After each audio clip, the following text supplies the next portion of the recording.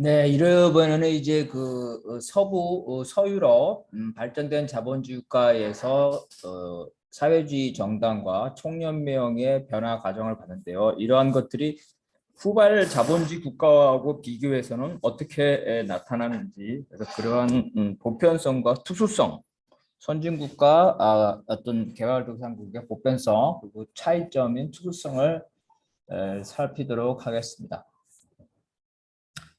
후발 자본주의 국가에서 나타나는 특수성은 여러 가지 원인이 있죠. 그 원인은 이제 기본적으로 지배 세력이 이 반체제 세력을 포용하고자 하는 정도죠.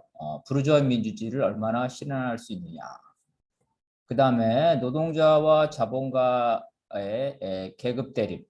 네, 이것에 왜곡을 주는 요소가 무엇이냐는 거죠. 가장 중요한 거는 득표율과 의석 점유율에 영향을 미치는 것 이런 거. 그 다음에 좌파 정당이 이 개발 후발 자본주의 국가에서는 이제 그 선진 자본주의 국가보다 훨씬 더 빠른 속도로 자본주의가 발전해서 산업사회로 가게 되는데요. 이 노동계급이 노동자가 아닌 그 중간층의 지지를 획득하는 그러한 경향, 그죠? 뭐 이런 것들이. 이거는 이제 서구나 후발 자본주의나 공통적인 겁니다. 이 보편성이죠. 다만 이것들이 어떻게 구체적으로 나타나냐만 다를 뿐. 부르주아 민주주의, 이 선거제도, 그다음에 계급 연합에 관한 입장. 이런 것들. 거기에 따라서 이제 그 후발 자본주의 국가에서 사회주의 정당이 이제 체제 변혁적인 노선, 그렇죠. 혁명 노선을 유지하거나 혹은 개선 혹은 이제 그 주요 정당으로 성장하거나 혹은 성장하지 못하는 것 이러한 여러 가지 이 형태로 나타나게 됩니다. 자, 한국이나 브라질, 남아프리카 공화국이 전형적인 그 후발 자본주의 국가라고 볼 수 있겠습니다. 이러한 제3세계가 민주화와 산업 발전을 거친 이후에 제도화된 좌파 정당들이죠. 한국에서는 이제 민주노동당, 브라질의 노동당, 노동당. 그다음에 남아프리카 공화국의 이제 민족회의나 공산당 이런 것들입니다. 이러한 나라 후발 자본주의 국가에서는 서유럽의 좌파 정당들의 성격 변화 과정을 짧은 시간에 답습하는 양상을 보인다. 똑같지는 않지만 그러한 경향을 보인다는 거죠. 그러한 것들을 한번 살펴보겠습니다.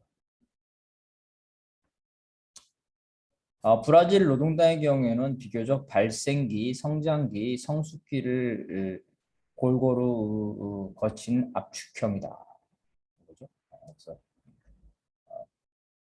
발생기라는 거는 이제 사회주의 정당과 노동운동이 체제 외부에서 탄압을 받죠. 브라질 난민이니까 많은 탄압을 받죠. 그러다가 원내 정당에 들어와서 선거연합을 통해서 어, 야당이 되고 그다음에 대선에 여러 번 도전을 하면서 결국은 집권해 하게 됩니다. 집권하게 되고 그 집권 이후에는 사실은 이제 개량주의, 브라질 노동당도 이제 개량주의 형태로 가게 되는데요. 이러한 것들을 서유럽의 과정을 압축적으로 받는다. 그래서 압축형이다. 이러한 압축형으로 볼 때 브라질 노동당의 경우에 향후에 정권을 재집권을 하더라도 원내 계급 정당의 딜레마에 따르면 재집권 과정에서 사회주의 이념이 더 태조가 될 것이고 이미 신자유주의 정책을 일부 수용을 했는데 그러한 것들이 더 심화될 가능성이 있다는 겁니다. 그 다음에 이제 그 남아공을 보겠습니다. 남아공의 경우에는 1994년에 최초로 흑인에게 참정권이 허용됐습니다. 남아공의 인구의 대다수가 흑인인데 흑인에게 참정권을 주지 않았기 때문에 흑인 자체, 남아공의 인구 대다수가 반체제 세력으로서 체제 바깥에 있었는데 94년에 흑인들이 참정권이 되면서 이 흑인들이 이제 제도정당으로 되게 됩니다. 그런데 남아공은 선거 제도가 정당 명부식 완전 비례대표의 특성상 유권자의 다수를 차지해야 하는 흑인이죠. 흑인이 지지하는 정당이 집권 정당이 됩니다. 바로 집권을 하게 되죠. 그래서 민족회의, 아프리카 민족회의와 남아공 공산당이 연합한 정당 연합 이것들이 정치 권력을 잡게 됩니다. 그래서 이제 남아프리카 공화국에서는 세 개인데요. 자, 첫 번째는 사상적 이념적 지도성이 강한 공산당입니다. 두 번째는 통일전선한테 민족회의가 있고 마지막으로는 총연맹 대중조직인 남아공 노동조합 회의가 있습니다. 이러한 것들이 어, 흑인들이 특별권을 획득하자마자 94년에 반체제 세력이 순식간에 체제 안에 들어옴과 동시에 권력을 장악하게 됩니다. 이 3자 동맹 정치를 통해서 집권을 하고 있는 거죠. 그렇지만 이러한 그 반체제 세력이 비약적으로 순식간에 이 흑인 정권이 들어섰지만 역시 이 하나의 국민 국가로서 세계 경제 체제에 종속되어 있기 때문에 역시 정책 선택의 한계를 보여주고 있습니다. 그래서 마이너스 성장의 문제, 그 다음에 30%에 달하는 실업률, 그다음에 자본의 국제 경쟁력이라는 문제, 이런 문제 때문에 해외 투자 인센티브를 제공하죠. 해외 자본을 유치하려 기업을 활성화시키기 위해서 법인세를 삭감하고 공공 서비스와 복지 제도를 축소합니다. 그리고 국영기업을 민영화하고 외환 금융시장을 자유화하면서 집권하자마자 사실상 신자유주의 정책의 도입을 공동으로 합의를 합니다. 이거 혁명에 의한 집권이 아니라 지배계급과 협상을 통한 집권이었기 때문에 그럴 수밖에 없죠. 그다음에 국제적인 지원, 국제사회의 지원을 통해서 집권을 한 거기 때문에 국제사회, 다시 말해서 신자유주의 체제에 타협을 할 수밖에 없었다. 이에 대해 코사투 총연맹이죠. 총연맹은 초창기에는 집권 초기에는 이러한 신자유주의 정책에 마지못해 순응했지만 그 이후에는 이거를 반대하는 투쟁을 하고 있습니다. 총파업 투쟁을 하면서 과거에 같이 했던 민족회의 정부에 대해서 반대하는 투쟁을 전개하고 있다는 겁니다. 그래서 이러한 그 공산당, 민족회의, 그 다음에 총연맹이라는 3자 동맹이 균열되고 있다. 당과 노조가 관계가 예전과 같이 튼튼하지 않다. 3자 동맹이었기 때문에 총연맹과 집권당이 과거에는 사이가 좋았지만 지금은 긴장감이 높아집니다. 3자 동맹이기 때문에 총연맹의 간부들이 정부의 관료로 진출했죠. 우리로 치려면 민주노총이 집권해서 권영길이 대통령이 되고 민주노총 간부들이 정부의 관료로 된 겁니다. 그래서 총연맹의 과거 전직 간부들이 정부 관료죠. 그래서 이들이 신자유주의를 수용했기 때문에 현재의 총연맹의 지도부들과 갈등이 증폭되고 있다. 과거에 동지들이었지만 지금은 경쟁 관계고 갈등 관계가 있다는 겁니다. 그래서 남아프리카 공화국의 경우 민족회의라는 정당을 봤을 때 흑인이라는 강한 반체제 세력이 제도화되지 못한 상태에서 이들을 대변하는 민족회의가 반체제 세력을 있었지만 흑인이 부르주아 민주주의를 받아들이면서 투표권을 가지는 순간 이 흑인의 지지를 봐서 민족회의가 졸지에 집권에 이릅니다. 즉 비약형이라고 볼 수 있다. 하지만 민족회의 역시 원내 계급 정당의 딜레마에 따라 향후 재집권 과정을 통해서 이념의 태조 형상이 이미 보이고 있고 앞으로도 심화될 거다. 아까 브라질 노동자당도 마찬가지라 했죠. 그리스의 시리자도 역시 같은 거라는 겁니다. 신자유주의 내에 하나의 국민국가에서 사회주의 정당이 선택할 수 있는 폭은 넓지가 않다. 필리핀 공산당의 경우에 1992년에 합법화되었습니다. 그 전에 1930년대에 창당돼서 무장투쟁과 대중투쟁, 그리고 정치활동을 같이 해왔습니다. 합법화된 이후에도 당국의 탄압과 소선거구제의 다수 대표제 중심의 불공정한 선거제 때문에 원내에 정착하지 못하고 있습니다. 그래서 필리핀 공산당은 한편으로는 합법 투쟁을 하지만 한편으로는 반체제 무장 투쟁을 병행하고 있습니다. 이런 측면에서 반체제 세력의 일부가 제도화되었지만 아직은 그 원내 정당으로 성장하지 못하고 있는 지체형이라고 볼 수가 있겠습니다. 원내 정당으로 성장하고 있지 못하다는 부분, 지체형이라는 부분, 이것만 보면 이제 민주노동당 똑같죠. 일부 의석을 갖고 있지만 소선구제 제도 때문에 원내에 힘 있는 정당, 교섭단체도 구성하지 못하고 있다.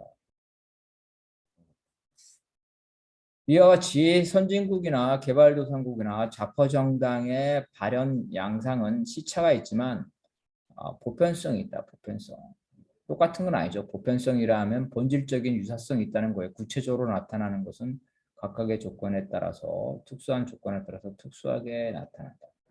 그 보편성을 보게 되면 자본주의 시민사회가 성숙해져서 부르주아 민주주의가 발달하고 이걸 허용함에 따라 사회주의 노동자 정당은 대부분 선거 참여와 집권 과정을 통해서 노동자표의 지지를 받는 거죠. 거대 정당으로서 성장하고 서유럽의 경우에는 집권을 통해서 사민주의 정당과 국민정당으로 변화되고 있습니다. 서유럽의 경우에 분열이 일어났죠. 프랑스 사회당과 공산당, 독일 사회민주당과 공산당, 이렇게서 이러한 자기의 이념을 고수하고 있는 세력들은 분당을 하죠. 분열을 하죠. 분열을 하면서 사회주의 노동자, 공산당을 고수하고 있죠. 이러한 경우는 이제 예외적으로 소수 정당으로서 명맥을 유지하고 원내에서 큰 역할을 하고 있지 못하다. 그런데 미국과 같이 부르주아 민주주의가 완전히 보장되지 못해죠. 공산당에 대한 탄압이 있습니다. 유럽과 달리 미국이 의외로 민주주의가 발달된 나라가 아닙니다. 반공국가입니다. 반공국가. 부르주아 민주주의가 완전히 보장되고 있지 못합니다. 더군다나 소선거구제, 양당제로 인해서 신진 세력에 대해서 진입장벽이 매우 높다. 불공정한 선거제도를 가지고 있습니다. 이런 데서는 이제 좌파 정당이 발전하지 못하죠. 그래서 사회민주주의 정당으로 자신의 노선을 수정한다 하더라도 진입장벽을 넘지 못하기 때문에 소수 정당에 머물 수밖에 없다. 그래서 유럽에도 사회주의 정당, 공산당 이런 것들을 표방하고 있지만 실질적으로 의석 당선 가능성이 거의 없죠. 가끔 당선자가 나오는데 의미 있는 세력이라고 볼 수 없다. 개발도상국에서 좌파 정당의 발언 모습은 필리핀의 공산당이나 남한의 민주노동당 같이 지체형 원내 정당으로 정립하지 못하고 있는 거죠. 비약형은 이제 남아프리카 공화국처럼 순식간에 반체제 세력이 정권을 제압하는 것. 그다음에 브라질 노동당 혹은 일본처럼 서구의 과정을 짧은 시간에 압축적으로 밟는 것, 이렇게 다양하게 나타납니다. 따라서 이러한 개발도상국에서의 모습도 성숙한 자본주의 시민사회, 즉 서구 사회의 사회주의 노동자 정당의 변화 과정과 마찬가지로 제도화의 정도에 따라서 그 나라의 특수한 조건에 따라서 거대 정당으로서 사회민주정당으로 남거나 소수 정당으로서 사회민주당으로 있거나 혹은 공산당의 노선을 그대로 유지하는 이런 형태로 있을 수가 있겠습니다. 그래서 자본주의 사회의 좌파 정당이 선택할 수 있는 길은 선거를 통한 집권이죠. 자본주의 사회에서 발전된 자본주의 사회국가에서는 혁명, 무력을 통한 혁명이 불가능합니다. 프랑스와 독일이나 뭐 한국 같은 데서 무력을 통한 혁명이라는 건 일반적으로 불가능합니다. 선택할 수 있는 건 선거를 통해 집권을 하는 건데 그러려면 노선을 사회민주주의 정당으로 개량화하지 않는다면 이제 그 변형 노선을 계속 유지를 하죠. 이럴 때 이 반공 국가의 경우에는 이런 변형 노선을 유지할 때 공산당이 존재하기 어렵지만 서구와 같이 이 부르주아 민주주의가 발달된 나라에서는 변형 노선을 유지하면서 소수 정당으로 명맥만 유지하고 있다는 겁니다. 즉 유럽에서 소수 공산당이 가능한 것은 정당의 자유가 보장되고 있기 때문입니다.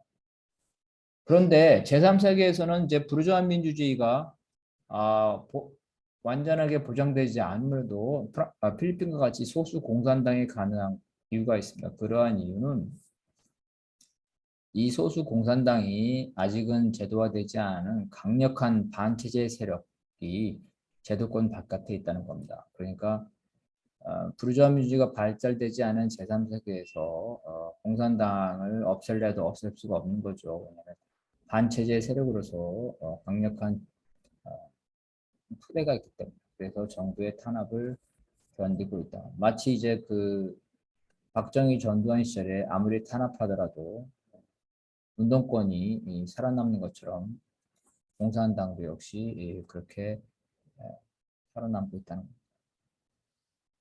그래서 이거를 이제 표로 정리를 해봤습니다. 그래서 제도화 과정을 통해서, 그러니까 총연맹과 사회주의정당, 노동자정당의 제도화 과정을 통해서 개발도상국의 좌파정당의 어떻게 변화되는 거냐. 지체형은 이제 필리핀 공산당, 민주노동당 같은 경우죠. 반체 세력의 일부만 제도화되어 있다. 필리핀이. 진입장벽 때문에 소선거구제 때문에 계급균열, 노동자의 다수의 지지를 받지만 거기에 합당한 의석을 얻지 못하고 있다는 거죠. 그래서 아직도 이러한 지체 형태, 그러니까 외형적으로 발생기의 형태, 성장하지 못하고 있다는 겁니다. 그래서 이러한 거는 이제 필리핀 공산당은 소수 공산당 거고 민주노동당 경우는 소수 삼인주의 정당이다. 이렇게 볼 수가 있겠습니다. 비약형은 이제 남아공 민족회의처럼 흑인의 시민권 획득으로 반치의 세력이 선거에 승리해서 갑자기 성장 과정이 없죠. 반체제에서 바로 집권 세력으로 비약하게 되는 거죠. 발생기에서 바로 성숙기로 간다. 그러나서 집권하자마자 바로 변혁성을 약화되면서 거대 삼인주의 정당, 유럽과 같은 거대 삼인주의 정당으로 간다. 앞치경은 이제 브라질 노동자당이죠. 탄압도 거치고 진입장벽도 넘고 그리고 원내에서 성장하면서 야당이 되면서 선거를 통해서 집권하는 서유럽의 과정을 짧은 시간에 반복하게 됩니다. 그래서 이 경우에는 이제 반치의 세력이 대부분 제도화되고 진입장벽이 낮다.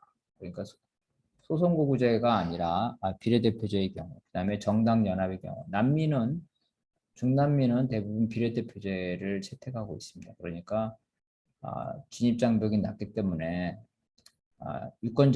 다수 유권자인 노동자의 표를 얻으면 그 비율대로 의석을 가져가겠죠. 그래서 노동자 정당이 성장하기 쉽죠.